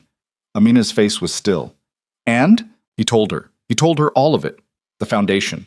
The 4 sets of remains, the foreign nationals, the poured concrete, the 9 years of Kwesi Mensah lying beneath 42 floors of a building that had been on the cover of architectural magazines and celebrated at city council meetings and used as a symbol of Seoul's economic vitality. He told her carefully and directly, without softening it, because she deserved the truth in its actual shape, and had spent 8 years being given versions of it that were designed to make it manageable for everyone except her. She listened without interrupting. She stood very still. Her hands were at her sides. Her face did the thing he'd observed before, the careful containment, the refusal to let the impact show until she'd processed it. And then, slowly, methodically, the containment broke. Not loudly, She was not a loud person, but she turned away from him, walked to the window, and pressed both hands flat against the glass, and the sound she made was small and involuntary, and came from somewhere that had nothing to do with decision-making, just the body acknowledging what the mind had spent 8 years refusing to fully accept. That Kwesi was not missing, that he was not going to be found alive in some circumstance that explained everything, that he had been murdered, specifically, deliberately, as a liability to be managed, and then he had been disposed of like construction waste. Zuri had gone still at the table. She was not looking at her mother. She was looking at her coloring book with the focused non-attention of a child who understands that some moments belong entirely to adults and that the most respectful thing she can do is be invisible inside them. Taejin stood in the middle of the room and let the silence be what it was. After a long time, Amina turned back. Her eyes were red at the rims but dry. Her voice, when it came, was perfectly level, and it was the most controlled sound he had ever heard a human being produce. "What do we do now?" she said. Before he could answer, his phone rang. It was a number he didn't recognize. He answered it because unknown numbers at this particular juncture of events were not things he could afford to ignore. The voice on the other end was Ro Jung-sik's. It was different from how it had sounded in the dining room. Compressed, breathing fast, with the specific acoustic quality of a man in a moving vehicle. "They know," he said. "Someone notified them. I went to the off-site location to retrieve the documents, and there were 2 men there already. I didn't go in. I kept driving." A sharp breath. "I don't know how they knew. I don't know if my phone is... I'm using a different... Where are you now?" "Driving. I don't know where to... Keep driving. Don't stop. Don't go home." Taejin was already moving across the room toward Junho, who had appeared in the doorway from the back bedroom, reading the situation in Taejin's body language and already reaching for his own phone. "Don't use your regular phone at all. I'll have someone reach you on this number within 20 minutes. He ended the call. He looked at Junho. "They've got someone on the inside of our operation." Junho's face went absolutely flat. "That's not possible. The team on this is 3 people, all... Someone knew Ro Jung-sik was talking to me and had people at his document location within 3 hours. The only people who knew I was meeting Ro Jung-sik were in this apartment." He let that sit for exactly 2 seconds. "Or someone we communicated with externally after I returned." Junho's jaw tightened. "I made 2 calls after you got back. One to our analyst, one to the document recovery contact." He stopped. "The document recovery contact is... Who placed him?" A silence that stretched 1 second too long. "He was referred through the Busan network 6 months ago." 6 months ago, when Amina had started working at the Shinstar building, when the surveillance operation had apparently begun. Taejin stood in the kitchen of the safe house and understood with the cold, absolute clarity of a man who built organizations, and therefore understood how they were dismantled, that the penetration was not recent and was not shallow. Someone had placed an asset inside his network at the same time they had placed Amina inside his building. Both operations running in parallel. Both designed to contain and monitor. Both triggered simultaneously when the pattern changed. "Pull him in," Taejin said. "Now, quietly. Don't tell him why." Junho was already moving. Taejin looked at Amina. She had heard everything. She was standing very straight, and the grief of 3 minutes ago had been not erased, not replaced, but compressed into a layer beneath the surface, the way she compressed everything, because she was a woman who had learned that grief was real and important and also could not be the only thing operating at any given moment. "Your copies," he said. "The 3 locations. The people who are holding them. I need to reach them. I know." He thought about the penetration, about the scope of what they were dealing with, about a legal advisor embedded in the city's regulatory authority, a surveillance network that had operated for months without detection, and now a mole inside his own organization. He thought about Shin Kang-min, the son, the aggressive one, the one who had given the order 9 years ago and had apparently been maintaining the infrastructure to protect that decision ever since. He thought about what kind of man gave that order, and then spent 9 years watching to make sure the ground stayed quiet over it. "We need to go public before they contain this," Amina said. She said it with the flat certainty of someone who has arrived at a conclusion through calculation rather than impulse. "If we keep this inside closed rooms, they have time to move. They have the resources to make Ro Jung-sik disappear, to sanitize whatever's left of the document trail, to..." She stopped. "They've had 9 years to prepare for exactly this scenario. The only thing they can't prepare for is daylight. Going public without the documents means we have testimony and a story. It starts a conversation. It doesn't end one. Going public with a press conference does two things, she said. It creates a record that can't be disappeared, and it forces a response that commits them to a position. She looked at him steadily. You have access to media. You have resources I've never had. And you have a reason, your own exposure, your own liability, to want this resolved cleanly and permanently. She was right. He had been aware she was right since approximately 3 a.m. If we do this, he said, there is no version of what comes next that is quiet, for either of us. There was never going to be a quiet version, Amina said. I stopped believing in quiet versions 8 years ago. He looked at her. He thought about everything she had said and everything she had not said, and the space between those two things, where 8 years of grief and determination and patient, grinding effort had built something that was neither hope nor peace, but was harder than both.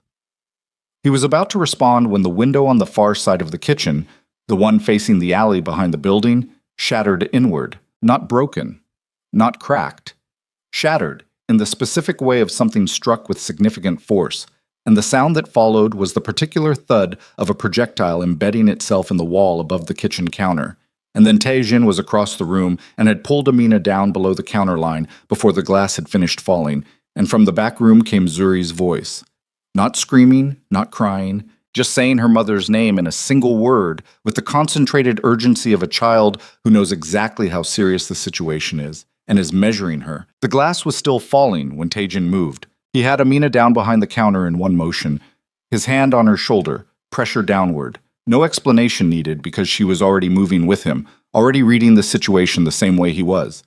And the projectile in the wall above them was not a bullet. He registered that in the first second. The sound was wrong for a bullet. The impact pattern was wrong. And there was a smell now that was chemical and sharp and getting stronger, which meant it was a canister of some kind. A gas delivery system, which meant they weren't trying to kill anyone in this room. They were trying to move them, flush them out. Zuri, Amina said, one word, flat. Back bedroom, he said. Junho's in there, go.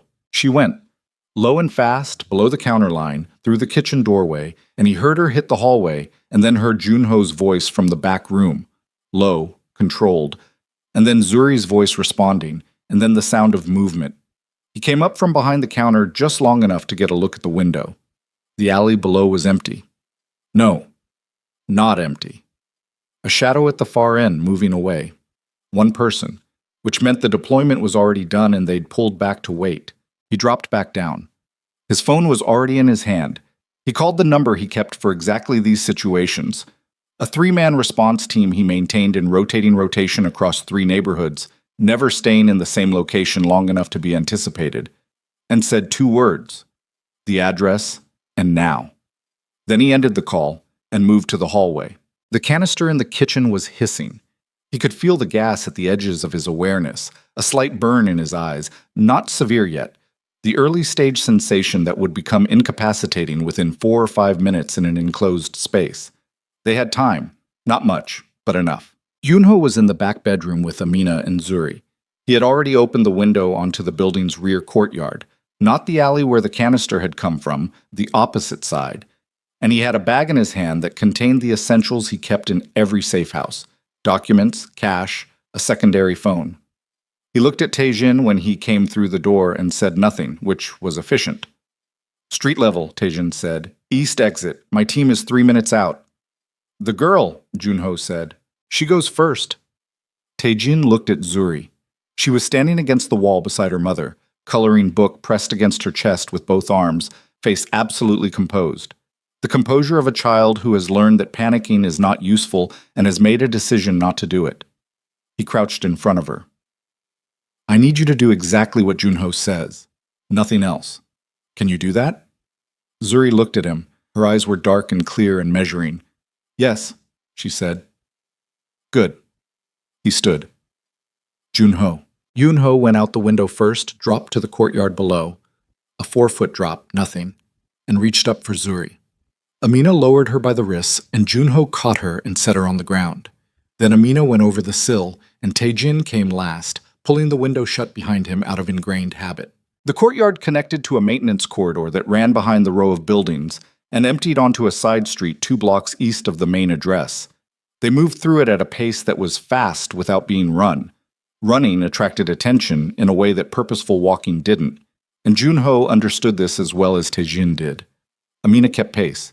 Zuri kept pace, her hand in her mother's, her coloring book still clutched to her chest. The response team arrived in 2 vehicles. 3 men, no conversation, exactly as contracted.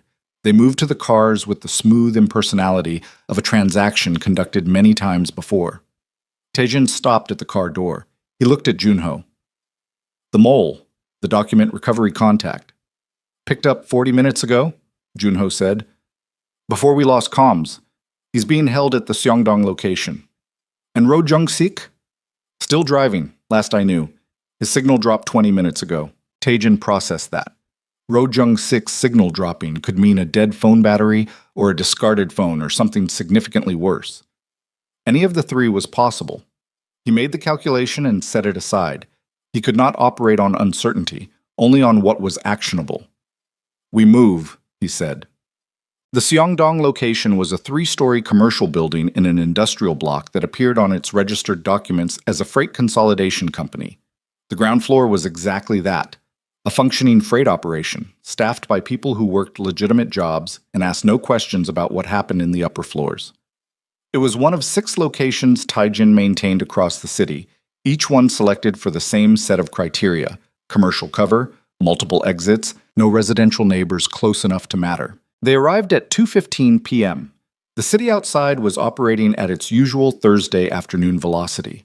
Delivery trucks, pedestrians, the ambient noise of commerce. And inside the building, it was quiet in a way that had a specific texture, the quality of silence that exists in spaces where things are contained. The document recovery contact was a man named Hwang, 42 years old, mid-level position in Taejin's logistics network, installed 6 months ago through the Busan referral chain. Junho had him in a room on the 2nd floor. A plain space, 2 chairs, a table, a single overhead light. And when Taejin came in, Hwang was sitting in one of the chairs with the posture of someone who has been managing fear for long enough that it's starting to leak through the management. Taejin sat across from him. He didn't say anything immediately.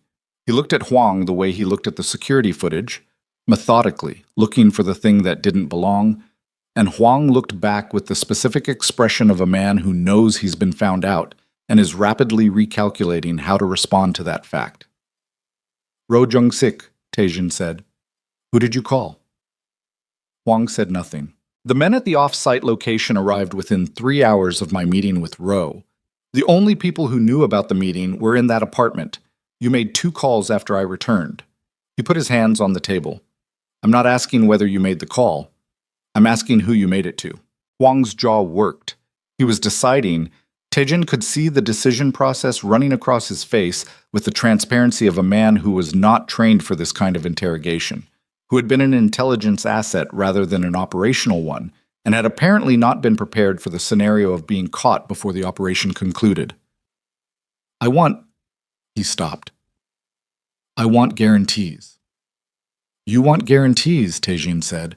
If I say anything, the people you're protecting don't give guarantees, Taejin said quietly.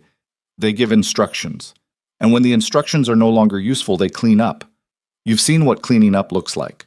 There are 4 sets of remains in the foundation of Eclipse Tower, and at least one of them was a 31-year-old man who was cleaned up because he was inconvenient.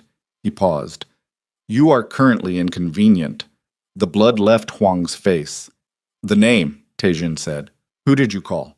Hwang told him. It was not Shin Kang-min. That was the first thing Taejin registered.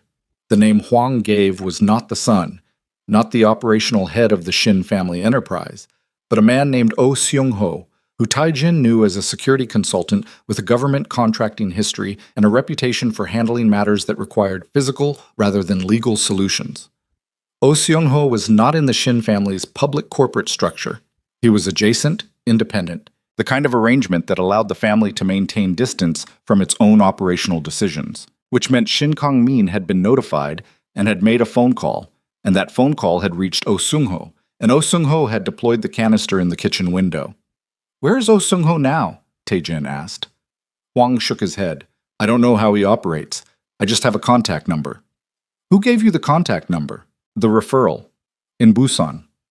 Huang's voice was losing its texture, going flat with the specific exhaustion of a man who is giving up something he's been holding tightly for a long time. I was approached a year ago, before the Busan referral, before your network. They knew I was going to apply. They prepared me. A year. The preparation had started a year ago. Taejin sat with that for a moment, thinking about the scale of patience required for that kind of operation, placing an asset a year in advance, letting him establish himself, letting him become trusted enough to be included in exactly the kind of sensitive operation that would eventually need to be monitored. It was the same patience that had placed Amina in the Shinstar building, the same strategic thinking that had maintained 4 bodies in a foundation for 9 years without the structure cracking. Shin Kang-min was not impulsive, he was methodical. He had been maintaining this for a very long time, and he was very good at it. Taejin stood. He looked at Huang. He made a decision that was practical and cold, and that he did not examine too closely. "You'll stay here," he said. "You won't be harmed. When this is over, you'll be given options." He paused. Not good ones, but options. He walked out and pulled the door shut and stood in the hallway for a moment, breathing. The building hummed around him. The freight operation on the ground floor, the ventilation system, the structural sounds of a building doing what buildings do. He thought about Oh Seung-ho. He thought about the canister in the kitchen. He thought about what the next move was in an operation being run by someone with Shin Kang-min's resources, and Shin Kang-min's patience, and the specific motivation of a man who had ordered 4 murders 9 years ago and had been protecting that decision ever since. Yoon-ho was in the hallway. He had the look he got when he had information that required immediate delivery. "Ro Jung-sik," he said. Taejin looked at him. "He's alive. He surfaced 40 minutes ago. He ditched his phone and made contact through a law school colleague. He's in Incheon." Junho paused. "And he has the documents." "What?" "Not the off-site location. They got to that. But Ro kept a second set. He didn't tell anyone. He kept them at a different location, and he accessed them this morning before he went to the club to meet you." Junho's expression had the quality of something he'd spent the last hour verifying before he was willing to say out loud. "He has the original authorization documents for the Eclipse Tower Foundation POR. Chain of decision-making, signatures. He has the communication records that establish who gave the order. Bosiki Mishaki Mishishma Najiska." Taejin stood very still. "He's willing to testify," Junho said. "He wants immunity arrangements. He wants—" "He'll get what he gets," Taejin said. "Get him here, tonight." Well, Amina was with Zuri in the room on the 3rd floor that Taejin had set up as a temporary residential space. 2 cots, basic supplies, the kind of functional spareness that communicated safety without comfort. Zuri was asleep. Whatever internal mechanism allowed that child to sleep in the middle of operational crises was something Taejin had decided was either an extraordinary gift or evidence of a childhood that had involved enough disruption that her nervous system had simply normalized it. He didn't examine the second possibility too closely. Amina was sitting on the edge of her cot when he came in. She looked up. He told her about Ro Jung-sik and the documents. He told her quickly, without elaboration, because she didn't need elaboration. She processed information faster than most people he'd worked with, absorbed it, and integrated it, and moved to the next question while others were still catching up with the first. She said, "Can we use it without going through the formal system?" "What do you mean?" "The prosecutors, the courts. Those take time. And Shin Kang-min has people inside the regulatory infrastructure. We know that from Ro Jung-sik's position alone. If we file formally and it goes through standard channels, he has time to move against Ro. Against us." Taejin nodded. He had been working through the same calculation since Junho told him about the documents. "Which is why I don't think we go through the formal system first." She looked at him. "We go public," he said. "Press conference. Everything on the table, the documents, the testimony, the foundation, the remains. All of it, simultaneously in front of cameras." He held her gaze. "Once it's public, the formal system has to respond. The story is out. The pressure comes from the outside in, not the inside out. They'll try to stop it, yes. Between now and whenever we schedule this press conference, they will do everything they can to prevent it, including—" She stopped. "Including targeting you," he said. "And Zuri." The room was quiet except for Zuri's breathing from the cot. "I know," Amina said. "I've known since last night. She looked at her daughter's sleeping face. She doesn't know how much danger she's in. She probably knows more than you think. A brief, painful silence. When? Amina said. Ro Jung-sik arrives tonight. We need the documents verified and organized. I have a contact at one of the national broadcasters. Someone who owes me a debt that's been outstanding for 4 years and who will clear programming space on 24 hours' notice. He looked at her. Tomorrow, noon, the Lotte Hotel Grand Ballroom. I have enough relationships there to secure the space without the booking going through channels that can be monitored. 24 hours, she said. Yes. She looked at him for a long moment. He looked back. And in the space between them, in the specific quality of that look, in the weight of everything they had moved through in the past 48 hours, something settled that didn't have a clean name. Not trust exactly, though it was built on trust. Not partnership exactly, though it was that. Something more elemental, the specific bond that forms between people who have been through something together that could have killed them and hasn't, and who both understand that the next 24 hours are more dangerous still. All right, she said. He left her with the door closed and moved to the operations room Junho had set up on the second floor. 3 laptops, a secure line, a city map with 6 locations marked in red. He sat down and began making calls. 1 to the broadcaster contact. 1 to his legal counsel, a man who was expensive and meticulous and completely compartmentalized from the rest of his operation. 1 to a former prosecutor he had done a significant favor for 3 years ago, who would know whether the documents Ro Jung-sik was carrying were sufficient for what he needed them to do. He was on his 3rd call when Junho appeared in the doorway. Junho had a specific way of appearing in doorways when something was wrong, a quality of stillness that was different from his normal stillness, charged rather than neutral. And Taejin ended the call. "Oh, Seung-ho," Junho said. "We know where he is." Taejin waited. "He's not running," Junho said. "He's assembling. We have eyes on 3 vehicles that have been moving in a coordinated pattern toward this district over the past 2 hours." He paused. "He knows we're here." Taejin stood up. "How?" "Unknown. Could be Huang communicated something before we picked him up. Could be they triangulated from the response team vehicles." Junho's face was flat and controlled. "It doesn't matter how. What matters is the timeline just changed." "How many?" "At least 8, probably more." Junho met his eyes. "Sir, these aren't surveillance people. These are operational." 8 people. Operational. Coming to a building where he had Amina and Zuri and Ro Jung-sik was in transit, and the documents that could end Shin Kang-min were not yet secured in a form that survived whatever happened to the people currently holding them. He thought very fast. He thought about the press conference, 24 hours away, still theoretical, still contingent on everything going right in the next 24 hours. He thought about Shin Kang-min sitting somewhere in this city in the specific comfort of a man who has made his decision and dispatched his people and is waiting for the result. He thought about 9 years.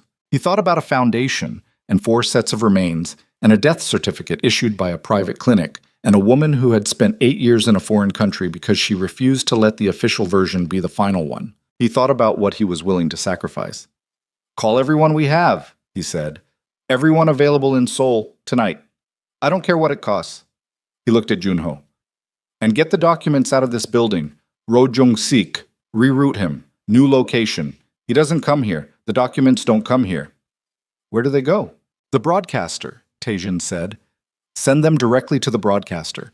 If something happens to us tonight, the story still exists. It still goes out." He paused. "The truth doesn't need me alive to survive. I want to make sure of that before anything else." Junho nodded once. He was already moving. Taejin went back to the 3rd floor. He opened the door. Amina was standing at the small window looking at the street below, and she turned when he came in. She read his face in approximately 1 second. "They're coming," she said. "Yes." She looked at Zuri, still sleeping. The coloring book on the cot beside her, open to a half-finished butterfly. Orange wings, careful strokes, the same patient attention to color that she'd brought to the work in a corporate hallway at 2 a.m. when none of this had started yet. Amina turned back to Taejin. "What do you need me to do?" And before he could answer, the ground floor alarm, the one Junho had installed in every safe house, wired to the external cameras, began its low, insistent pulse, and somewhere below them a door opened that shouldn't have opened, and the sound of boots on a freight floor moved with the specific purposeful rhythm of men who had already decided what they were there to do. And Taejin put his hand on the doorframe and looked at Amina across the sleeping form of her daughter, and said the only thing that was true and actionable in that moment. Stay close. Don't stop moving. And whatever you hear, don't stop moving for anything. He didn't finish the sentence. There was no time to finish it. The freight floor below them was not quiet anymore. Boot steps, plural, moving with the coordinated economy of men who had done this before and understood that speed and surprise were the same weapon deployed in sequence. Surprise first, speed second, and by the time the target understood what was happening, the speed had already closed the distance. Taejin counted the footfalls automatically, the way he counted everything, and got to 6 before the acoustics of the building made individual steps indistinguishable from the collective sound of an organized approach. He pulled the door shut and put his back against it. "Window," he said to Amina. She was already moving. She had Zuri up from the cot in one motion. Zuri came awake the same way she always did, all at once, no blinking. And she was at the window, working the latch with the focused efficiency of someone who has been mentally prepared for this moment, even while sleeping adjacent to it. The window opened onto a fire escape that ran down the building's east face. Old iron, painted over many times. The kind of structure that was functional without being reassuring. Zuri went first. No hesitation, no asking. She simply swung her legs over the sill and went, coloring book left behind on the cot, because she was 7 years old and understood priorities. Amina followed. Taejin held the door for 3 seconds, feeling the pressure of movement on the other side of it. They were at the stairwell now. He could hear the door at the bottom of the stairs, and then he went over the sill and pulled the window down behind him. The fire escape shook when he hit it. Old iron, old bolts, the rivets at the wall brackets holding but communicating their objection. He went down fast, hand on the rail, watching Amina move Zuri down the rungs with practiced urgency. Below them the alley was empty. Junho had checked the east side before the alarm. It was clear. But empty alleys had a way of not staying empty. And the 3 vehicles Junho had flagged were converging from the west, which gave them a window that was real but narrowing. They hit the alley floor. Taejin's knees absorbed the drop and he was already scanning left, right, the mouth of the alley where it opened onto the side street, the shadows in the loading dock recesses, the geometry of exits. One vehicle at the far end of the alley, dark, engine running, and for half a second he had his hand on Amina's arm ready to redirect. And then the vehicle's window came down and it was Junho's face behind it. Junho, who had anticipated the fire escape and had repositioned without being told. They got in. The car moved before the doors were fully closed. Behind them, a figure appeared at the 3rd floor window, looking down. Taejin watched it through the rear window until the alley turned and it disappeared. Junho drove in silence for 4 minutes, putting distance and turns between them and the Seongdong building, before he said, "Ro Jung-sik is at the broadcaster. Documents delivered. The legal contact has authenticated the chain of custody." Taejin breathed. In the seat beside him, Amina had Zuri pressed to her side, her arm around the child's shoulders, and Zuri was sitting upright and still with the quality of a person who is processing something very large internally and has chosen to do it without making it visible. "Oh Seung-ho's people," Taejin said. "How many got into the building?" 4 made entry before my backup team engaged the perimeter. 2 were detained. 2 exited. Junho glanced in the mirror. "Nobody killed. My team took injuries. Min Jae has a broken arm. One of the Incheon contractors took a hit to the ribs. They're being handled. Nobody killed." Taejin registered that with a specific kind of relief that was not clean. It was relief contaminated by the understanding that the absence of death tonight was luck and positioning and Junho's timing, not a statement about what Oh Seung-ho's people had been authorized to do.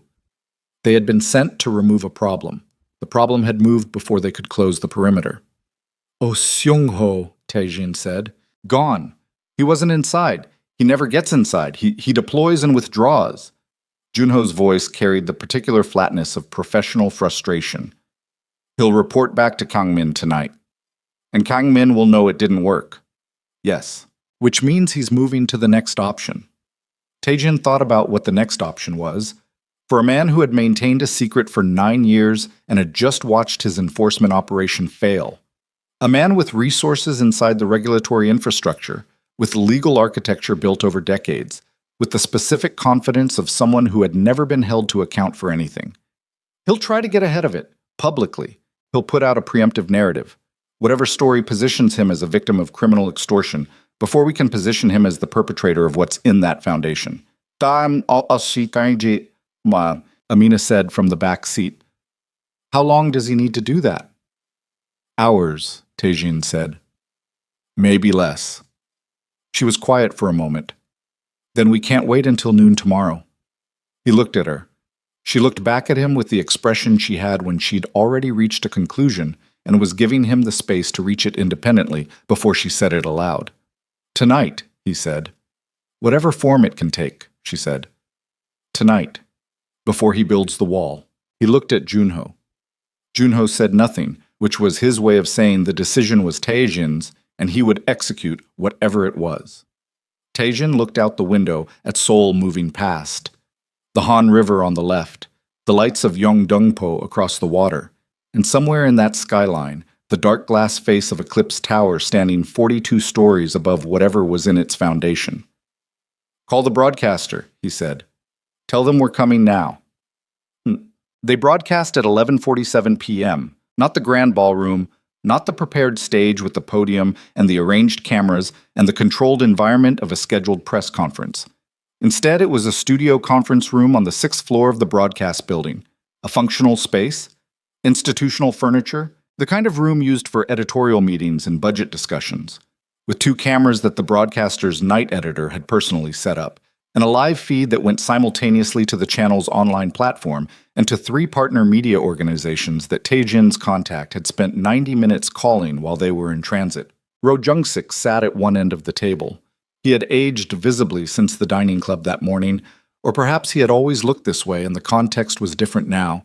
The careful management of his appearance stripped back to reveal the man underneath it, who was older and smaller and more frightened than the version he maintained in professional spaces.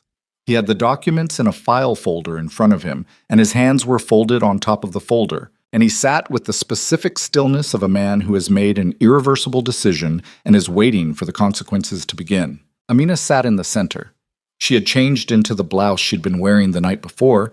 She'd had it in Junho's emergency bag, and she sat straight, both hands flat on the table, looking directly at the camera with the expression of someone who has been preparing for this moment for 8 years and is not going to waste it by looking anywhere except directly at the thing that matters. Taejin sat beside her. He had not planned to be on camera. He had planned to be the infrastructure, the arrangements, the contacts, the resources, and let the testimony speak for itself. But Amina had looked at him in the elevator on the way up and said simply, "You need to be there. Your presence changes what this is." He had understood what she meant. His name carried weight in this city. His presence transformed the broadcast from the testimony of a grieving widow and a frightened lawyer into something that had the specific gravity of an organization publicly committing to accountability. It raised the stakes for everyone, including him. He sat beside her. He looked at the camera when the feed went live. For the next 2 hours and 17 minutes, they talked. Ro Jung-sik walked through the documents with the precision of a man who had spent 30 years in legal practice and understood exactly what each piece of paper meant and how to explain it to a camera. He named Shin Byung-hak and Shin Kang-min explicitly with documentation. He described the legal architecture he had built, the corporate structures, the permit management, the witness coordination, the management of the municipal inspection record. He described the phone call he had received from Shin Kang-min 9 years ago, in which Kang-min had told him, in language that was careful and indirect but unmistakable, that there was a structural issue with the Eclipse Tower Foundation and that the issue needed to be resolved administratively rather than physically. He described understanding what that meant and choosing to do it anyway, and he said this without excuse, not without explanation, but without the kind of self-exculpating architecture that guilt usually constructed around itself. He was precise and he was detailed, and he was, for the first time in 30 years, telling the truth without calculating the cost of it. Amina spoke for 40 minutes without stopping. She had 8 years of information stored with the organizational rigor of someone who had always understood that one day she would have an opportunity to use it, and she did not waste the opportunity. She described Kwesi's investigation. She described his last communications. She described the death certificate and the cremation authorization signed without her knowledge, and the 8 years of inquiry that had been ignored, deflected, and in at least one case actively sabotaged. She described bringing her daughter to work because she had no other option. She described learning that the company that employed her was owned by the family she had been investigating. She described all of it with the flat, precise cadence of a woman who has long since passed through grief and arrived at something harder and more durable. She did not cry, not once. And the absence of tears was more devastating than tears would have been. It communicated the specific exhaustion of someone who had cried everything there was to cry in private and had nothing left for the public performance of it. Taejin spoke last.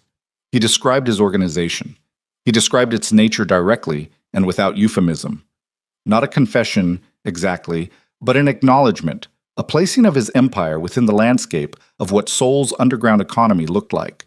And within that landscape, an acknowledgement of the connections that had existed, historically, between his operations and the infrastructure that the Shin family had used to maintain their secrets. He was precise about what he had known and what he had not known, and where the line between those two things was honestly located. He was not precise about everything. There were things he would never put on camera. But what he said was true, and it was enough. He described the child with the crayons. He described seeing her on the security feed at 2 a.m, alone in a corporate hallway, coloring butterflies while her mother worked through pain in a building owned by the people who had murdered her father. He described that moment not as a turning point. He was too unsentimental for that framing, but as a moment of clarity, the kind that arrives not because something changed, but because something that had been assembling in the background for a long time finally became visible. He named Shin Kang-min. He named Oh Sung-ho. He named the regulatory official positioned inside the Seoul Metropolitan Development Authority. He put the names on camera and let them sit there. Shin Kang-min was arrested at his residence in Seongbuk-dong at 6:20 the following morning. Taejin knew because Junho told him, and Junho knew because the broadcaster's overnight desk had been monitoring the police scanner frequency since the feed went live, and the arrest was the first significant consequence in a sequence that was going to produce consequences for a very long time. Oh Seung-ho was detained at Incheon Airport at 7:45 at the boarding gate for a flight to Singapore, which established clearly that he had been in motion since the Seongdong operation and had been running rather than regrouping. The regulatory official, Ro Jung-sik's former colleague with the access to the Development Authority's databases, surrendered to prosecutors voluntarily at 9 a.m. through legal counsel, which meant he had spent the night watching the broadcast and calculating his options, and had arrived at the conclusion that surrender with cooperation was significantly better than the alternative. The excavation order for Eclipse Tower was filed by a Seoul District Court judge at 2 p.m., 14 hours after the broadcast ended. The building's residential and commercial tenants were notified of emergency structural assessment and given 48 hours to vacate. The notification was official and bureaucratic and used language that communicated nothing about what was actually being looked for. But the broadcast had been seen by enough people. By the morning, it had 17 million views across platforms, shared and reshared with the specific velocity of something that has struck a nerve in the particular way that truth strikes nerves, differently from outrage or entertainment, with a weight that people carry rather than simply react to, that the tenants knew. The city knew. The careful language of the notification was a formality that convinced no one. Taejin watched the news coverage from the secondary operations room in the broadcast building, where they had stayed the night. Amina was beside him. Zuri was asleep on a couch in the adjoining room under a blanket that someone on the broadcast staff had found, her coloring book retrieved from the Seongdong building by one of Junho's operatives who had gone back to secure the space and had thought to bring it, which Taejin had noted without commenting on. On the screen, a reporter stood in front of Eclipse Tower with the Dawn Seoul skyline behind her, and described in the careful language of journalism what the excavation order meant and what investigators expected to find. She used the word remains twice. She used the phrase potentially multiple victims once. She referenced Kwesi Mensah by name. Amina watched without expression. After a moment, she said, "He would have wanted to write the story himself." Taejin looked at her. "Kwesi," she said, "this is exactly the kind of story he would have spent 2 years on.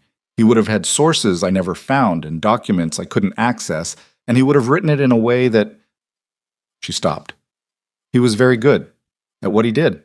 People don't know that about him. They'll know his name now, but they won't know how good he was." "You could tell them," Taejin said. She looked at him. You've been carrying his investigation for 8 years, he said. You finished it. That's not a small thing to say about someone. She was quiet for a long time, looking at the screen. The reporter had moved to interviewing a legal analyst now, something about the chain of custody for the documents, and the ticker at the bottom of the screen cycled through the names. Shin Byung-hak, Shin Kang-min, the others, in the flat, factual way that news tickers delivered information that was actually enormous. No, Amina said finally. It's not a small thing.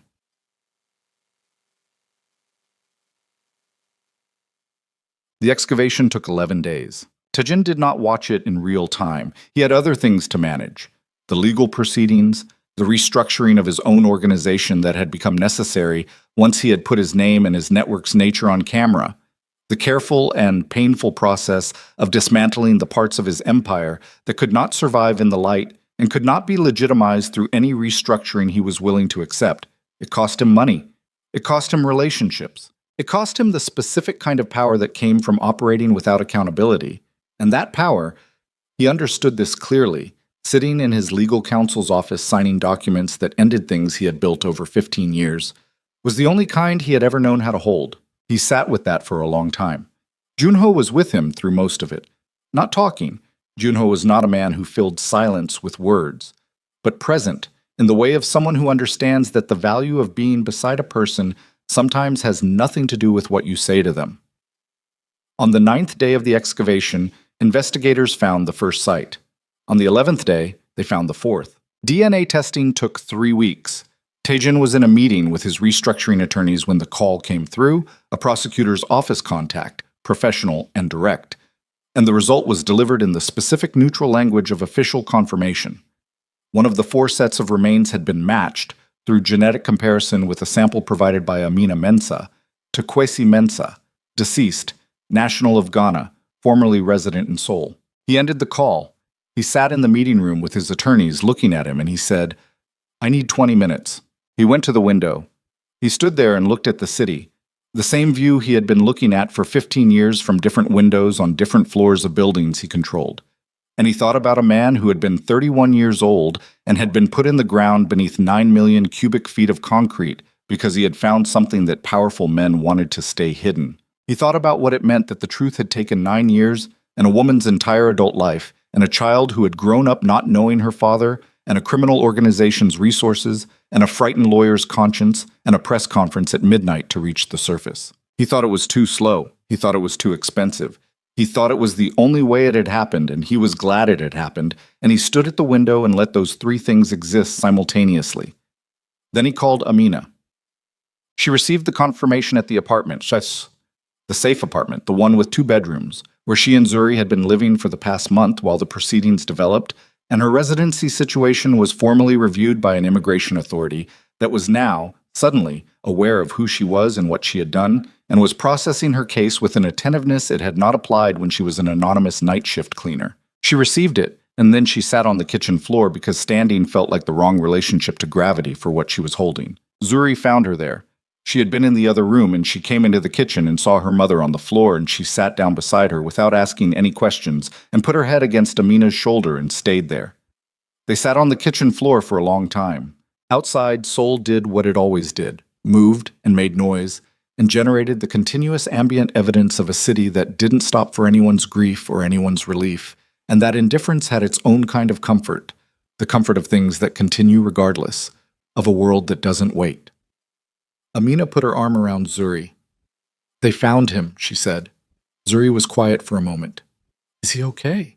It was a child's question, and it had no good answer, and it was the most honest question available. "No," Amina said. "But we found him, so now we know." Zuri thought about that. "Does knowing help?" "Yes," Amina said. "It doesn't fix anything, but yes."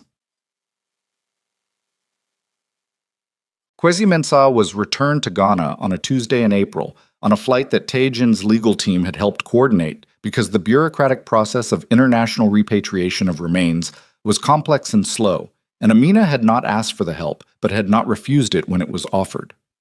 The other 3 sets of remains were identified over the following months. 2 other foreign nationals, 1 domestic Korean worker, all deaths that had been officially recorded as natural causes and quietly archived. And their families were notified and their repatriations arranged through a process that the prosecutor's office handled with more care than it might have given the circumstances less public scrutiny. Amina and Zuri flew to Ghana together, the first time Amina had been back in 8 years. Tajin did not go. He had considered it, had thought about what his presence would mean in that context, whether it was appropriate, whether it was wanted. And he had concluded that some things belonged entirely to the people they belonged to, and Kwesi Mensah's burial was one of them. He stayed in Seoul. He sent nothing, said nothing, did not reach out until she called him from the airport on the way back. "It was good," she said when he answered. "His family. They're good people. They were very kind to Zuri." A pause. Zuri talked about him the whole time. She had questions I couldn't answer about what he was like, what he laughed at, what he was afraid of. His mother answered most of them. Another pause, softer. "She sounds like him, the way she asks things." Taejin said, "That's something." "Yes," Amina said. "It is." He heard the airport noise in the background, the particular acoustic quality of a large transit space, layered voices and announcements, and the rumble of luggage. He heard Zuri's voice at a distance, saying something he couldn't make out. "She wants to know if the apartment still has the same couch," Amina said. "It has the same couch." She was very specific about the couch. "Tell her the couch is there."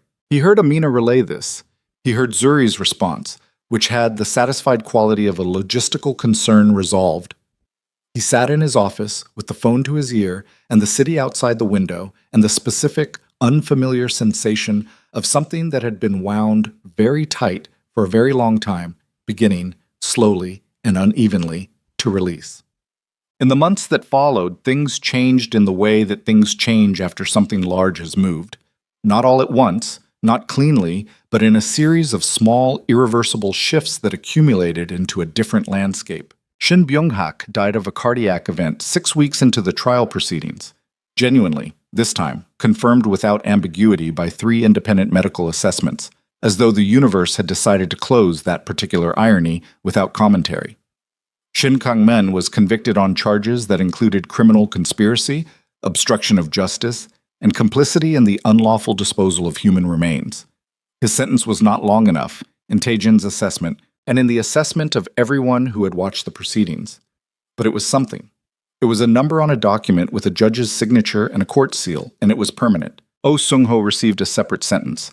The regulatory official from the Development Authority negotiated a reduced term in exchange for full cooperation. Ro Jung-sik's cooperation, his documents, his testimony, the chain of custody he had maintained for 30 years as insurance against exactly this scenario, was given significant weight by the court. His arrangement was not immunity, but it was the recognition that a man who builds walls can sometimes be more useful dismantling them than imprisoned for building them. Taejin's own legal situation was complicated and ongoing. He had not confessed to anything that could be prosecuted directly, but the process of dismantling his organization's illegitimate operations involved a continuous negotiation with legal authorities that was uncomfortable and expensive and occasionally humiliating. He submitted to it without the specific kind of resistance that would have told him he hadn't actually decided to change, just the ordinary resistance of a person doing something difficult, which was different. Yoon-ho stayed. Taejin had not asked him to and had not expected him to, and had been quietly, thoroughly relieved when it became clear that Yoon-ho was restructuring alongside the organization rather than separating from it. Some of the other long-term people left. He understood. He did not try to retain anyone who wanted to go.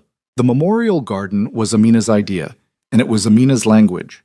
Memorial Garden, a space in a public park near the financial district with 4 small stones set in the ground under a stand of trees, each stone inscribed with a name, and a 5th stone slightly apart from the others that said, "Only for those not yet named," because there was still the possibility that the 4 were not all there had been, that the practice had a longer history than the evidence yet established. She had discussed it with the families of the other 3, with the organizations that had taken up the cases, with the city authority that had ultimately approved the space.